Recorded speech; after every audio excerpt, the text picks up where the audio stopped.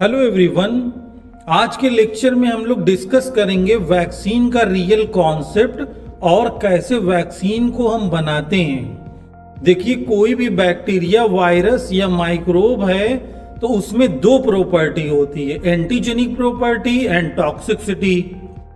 Antigenic property की वजह से बैक्टीरिया इम्यून रिस्पॉन्स प्रोड्यूस करता है और जो उसकी टॉक्सिसिटी है उसकी वजह से डिजीज काज होती है, हमारी बॉडी के अंदर पैथोजेनेसिस होती है।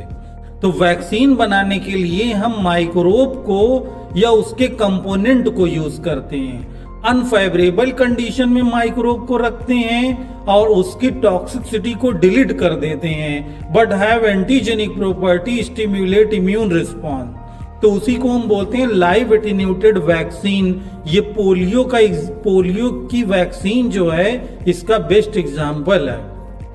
और बहुत सारी वैक्सीन में हम माइक्रोब को कंपोनेंट को यूज करते हैं, माइक्रोब के, उसको हम बोलते हैं किल्ड या इनएक्टिवेटेड वैक्सीन। कभी कभी पॉलीसैकेराइड को भी हम यूज करते हैं एज ए प्यूरिफाइड वैक्सीन के नाम से हम जानते हैं। तो बहुत सारी ऐसी वैक्सीन है, जैसे हेपेटाइटिस बी की वैक्सीन है, पोलियो की वैक्सीन है, मम्स है। तो इस टाइप की बहुत सारी वैक्सीन के एग्जाम्पल्स हैं। ओके, लेकिन अब दोनों में फर्क क्या है? लाइव एटेन्यूएटेड वैक्सीन का कुछ ड्रॉबैक भी है।